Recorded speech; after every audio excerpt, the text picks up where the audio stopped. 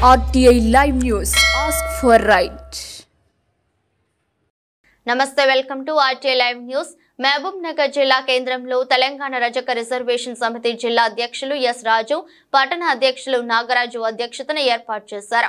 సమావేశానికి ముఖ్య అతిథులుగా నేషనల్ ధోబీ రిజర్వేషన్ సంఘ్ జాతీయ కన్వీనర్ నడిమింటి శ్రీనివాస్, రాష్ట్ర అధ్యక్షులు గోపి రజక, ఉమ్మడి జిల్లా గౌరవ అధ్యక్షులు కేతూరి శివన్న, ప్రధాన కార్యదర్శి చంద్రమౌళి, సీనియర్ నాయకులు ఆలూరి భీమన్న హాజరయ్యారు. ఈ సందర్భంగా నడిమింటి శ్రీనివాస్ మాట్లాడుతూ కులగణన త్వరితగతిన పూర్తి చేసి స్థానిక సంస్థల ఎన్నికల్లో బీసీలు ఎంతో మా వాటా అంతా అనేలా 42% పెంచి సీట్లు కేటాయించాలని ప్రభుత్వాన్ని కోరారు. కార్యక్రమంలో పట్టణ గౌరవ అధ్యక్షులు యాదేశ్ కుమార్, ఉపాధ్యక్షులు బాలు భండారి, వర్కింగ్ ప్రెసిడెంట్ మడేలయ్య నాగేష్, సభ్యులు రాఘవేందర్, శేఖర్, సిహెచ్ నాగేష్ మరియు బస్వరాజ్ తదితరులు పాల్గొన్నారు.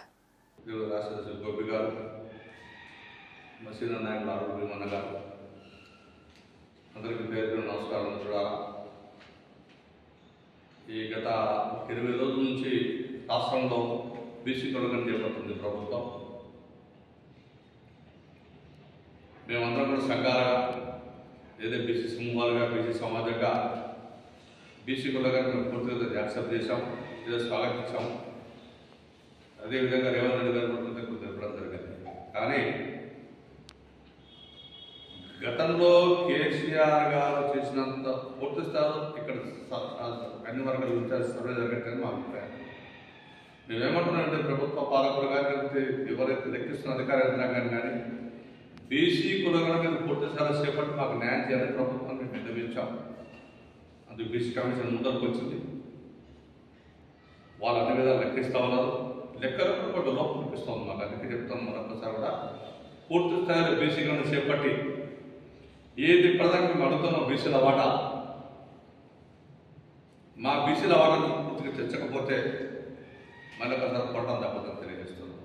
ఎందుకంటే గతంలో భారతదేశం ఏర్పడిన 70 సంవత్సరాల ఇప్పుడు కూడా బీసీలకు అన్యాయం జరుగుతూ ఉంటుంది. ఎస్సీలు, బీసీలు, ఓబీసీలు, మైనార్టీలు అసలు ఏ వర్గాలకు న్యాయం చేయాలనుకుంటే ప్రభుత్వం ఇప్పటిదాకా స్పష్టంగా చెప్పట్లేదు. మనకు ఒకటే కోరుతున్నాం ప్రభుత్వాన్ని, బీసీ కులగణన చేపట్టి రాజ్యాంగంలో మా వాటాను అడుగుతున్నాం. మా వాళ్ళు ఎంతమంది ఎమ్మెల్యే కావాలి, ఎంతమంది సర్పంచ్ కావాలి, లేదా ఎంతమంది జడ్పీటీసీలు కావాలి నిశ్చయంగా చెప్పడానికి ప్రతి ప్రభుత్వం ఇప్పటిదాకా చేయట్లేదు. ఎంతమంది ప్రభుత్వం కేసీఆర్ గారు మాకున్నటువంటి 33%, 23% చేసి ఒక బీసీగా నాయకులు మాట్లాడలేదు. సార్ దాన్ని మర్చిపోయి రేవంత్ రెడ్డి గారు మాట ముందుకేసి బీసీలకు 42% ఇస్తామని వారు ప్రకటించారు.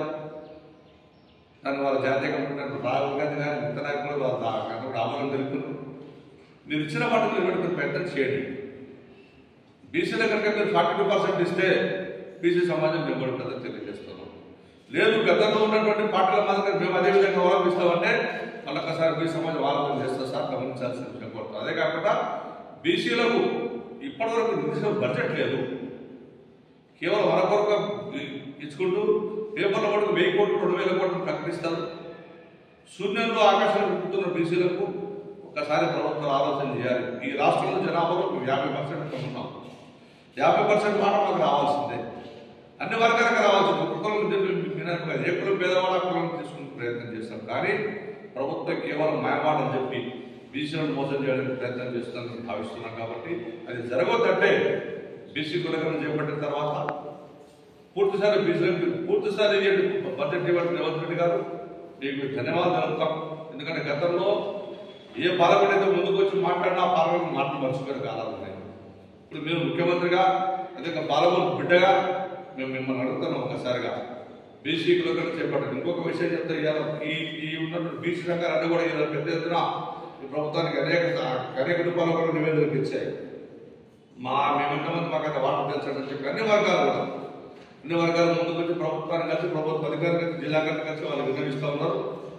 కాబట్టి ప్రభుత్వం పూర్తి స్థాయిలో బీసీ కులగణన చేపట్టి బీసీలకు ఇంటి దగ్గర పదవులు ఇచ్చి రాజ్యాంగంతో రాజకీయంగా వాటాడుతున్నారు. ప్రధానంగా మా భూమికి ఎక్కడ ఉందంటే రాజకీయ వాటాడుతున్నాం. రాజ్యాంగంలో వాటా కోసం అడుగుతున్నాం తప్ప ప్రభుత్వం జనకొరకు ఎందుకు మేము కాలేదు. కానీ నిధులు కూడా మాకు అవసరమే.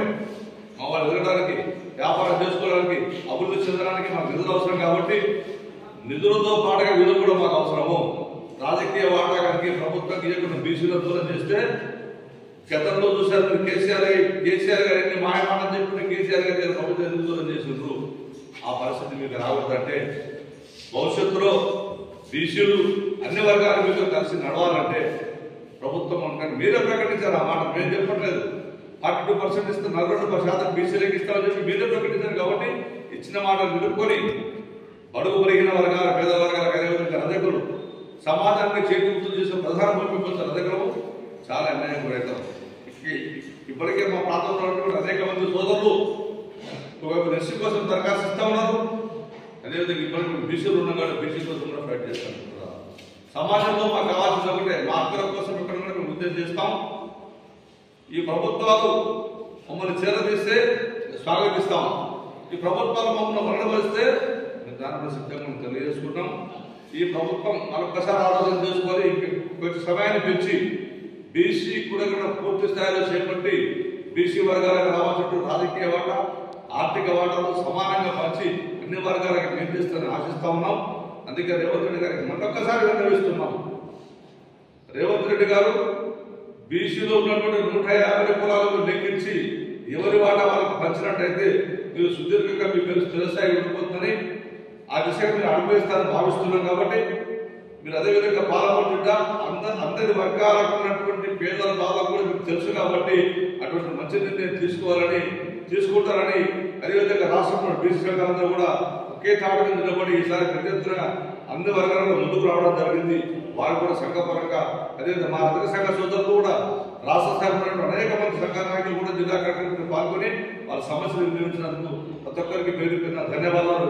ఈ ప్రభుత్వం కనుక చిత్తశుద్ధితో పనిచేస్తే వారి వెంబడి నడుస్తామని తెలియజేసుకుంటూ ముగిస్తున్నాము. జై రజక.